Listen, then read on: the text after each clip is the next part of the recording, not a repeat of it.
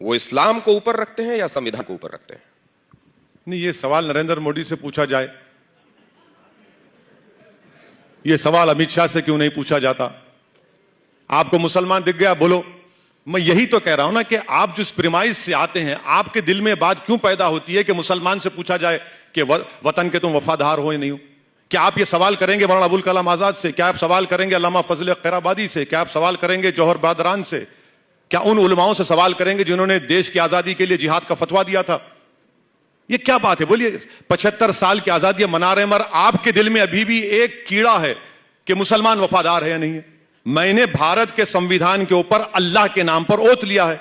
अब इससे बढ़कर अब मुझे आपसे वफादारी की सर्टिफिकेट की जरूरत नहीं है। आप क्या सोचते मुझे उसकी फिक्र नहीं है। मैं ये कह रहा हूं कि देश में मुझे अपने मजहब पर चलने की पूरी इजाजत है। मुझे देश के चप्पे चप्पे से मोहब्बत है। मैं जब तक जिंदा रहूंगा, इस सरजमीन पर रहूंगा, जब अल्लाह की तरफ से वक्त आएगा तो इसी जमीन में चला जाऊंगा। अब इसके बावजूद भी अगर आप मुझसे पूछा जाएंगे कि ये सवाल है, क्या सवाल है? ये तो गलत सवाल है आपका। ये सवाल उठता ही नहीं चाहिए, प्रेमाइस गलत है इसका। संविधान पर आपका अकीदा है, संविधान को आप सबसे ऊपर रखते हैं? बिल्कुल, संविधान से देश चलेगा ना। संविधान से देश चलेगा। तो संविधान में आर्टिकल 44 के संदर्भ में आपका क्या ख्याल है? संविधान में शराबबंदी पर आपका क्या पोजीशन है? आप लोग 6:30 बजे के बाद पीते हैं, टून हो जाते हैं, इसलिए आप डायरेक्टिव प्रिंसिपल की बात नहीं करते। बताइए क्यों नहीं करते आप?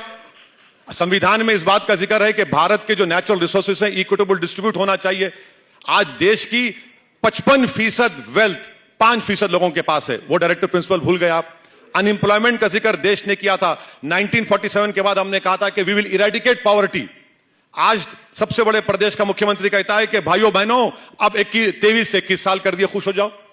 डायरेक्टिव प्रिंसिपल में ये चीजें भी हैं। आप 44 की बात करते हैं तो बताइए 44 में आप क्या करना चाहेंगे? गोवा में अगर एक हिंदू भाई और उसकी वाइफ को मेल औलाद नहीं होती है तो वो दूसरी शादी कर सकते हैं। आप यूनिफॉर्म सिविल कोड की बात करते हैं, क्या आप जाकर हिमाचल प्रदेश में एग्रीकल्चर लैंड खरीद सकते हैं? नहीं खरीद सकते। आप यूनिफॉर्म सिविल कोड की बात करते हैं कि हमने संविधान में नॉर्थ ईस्ट के मिजोरम, नागालैंड को, उन स्टेट्स को उनका कल्चरल राइट प्रोटेक्शन का संविधान में इख्तियार दिया। चलिए करके देखिए क्या तमाशा होता है वहां पर। यूनिफॉर्म सिविल कोड की जरूरत नहीं है, मेरा मानना है। इस देश की खूबसूरती उसकी डाइवर्सिटी है।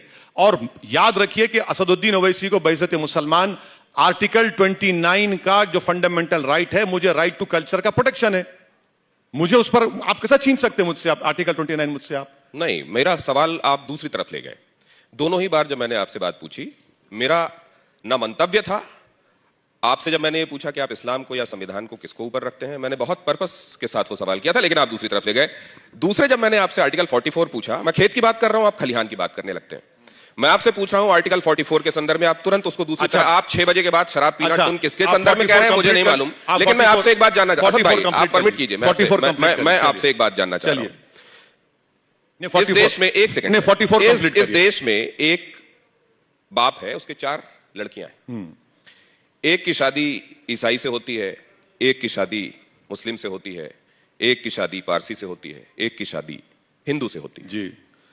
वो अपनी चारों बेटियों के लिए बराबर अधिकार चाहता है। वो बाप, उस बाप की क्या गलती है सर, बताइए आप। अरे कौन रोक रहा है आपको? दीजिए ना। यही तो है 44 सर। अरे सर यही तो है यूनिफॉर्म सिविल कोड सर। एक मिनट सुनिए। उत्तर प्रदेश में एग्रीकल्चर लैंड में क्या हमारी हिंदू बेटियों को हिस्सा मिल रहा है? क्या उत्तर प्रदेश में मुस्लिम पर्सनल लॉ बोर्ड ने रेजोल्यूशन पास करके दे दिया कि एग्रीकल्चर लैंड में हिस्सा मिलना चाहिए? दीजिए ना। और ये कौन रोक रहा है आपको? करिए ना आप। अच्छा एक बात बताइए, राइट टू विल आप निकाल देंगे क्या? करिए, निकालिए, राइट टू विल निकालिए। क्या कानून की बात कर रहे हैं आप? विल से सब कर दे सकते, निकालिए राइट टू विल, निकालिए आप राइट टू विल नहीं निकालेंगे। आपको लगता है कि ये मुसलमान, अरे छोड़िए ना। आप देश को देखिए पूरा। आपको लगता है नहीं 4 बेटियां हैं, अरे भाई 4 बेटियां हैं, उसको क्या करना है? जैसे आपने कहा कि एक से दूसरी शादी, ठीक है, स्पेशल मैरिज एक्ट में करिए आप शादी, कौन रोक रहा है आपको? मगर मेरा जो कल्चर का प्रोटेक्शन आर्टिकल 29 में है, आप मुझसे क्यों छीनना चाहते हैं उसको? मुझे समझ में नहीं आ रहा। और आप ये क्यों गलतफहमी आपको है कि आपका कल्चर अच्छा है और मेरा कल्चर गलत है? ये बिल्कुल गलत है। ये किसने कब कहा कि आपका कल्चर नहीं? ये आप ये सवाल करके ही बता रहे हैं। अब आपने कुछ 2 चीजें खुद साबित कर दी। आपने कहा कि असदुद्दीन ओवैसी कभी मुसलमानों का लीडर नहीं बनेगा, लेकिन आपने अभी मुसलमान है आपने खुद ये बता दिया कि एक्चुअली बिल्कुल, आप किसकी नुमाइंदगी कर रहे बिल्कुल हैं। नहीं। अगर मैं बोलूंगा मुसलमानों के बारे में तो क्या मुसलमान क्या मार्स से आए क्या? नहीं, भारत की सरजमीन के है ना। मैं वही कह रहा तो हूं। बोलना चाहिए तो भारत के सबकी बात नागरिक आपको हैं। नहीं, मेरा कल्चर और आपका कल्चर तो हमारा कल्चर है सर। आप मेरा कल्चर हमारा कल्चर क्या कर रहे मैं हैं? आपसे देखिए, वही तो संविधान को समझ नहीं रहे ना आप। अगर आप आर्टिकल 29 पढ़ लीजिए खोल के जरा।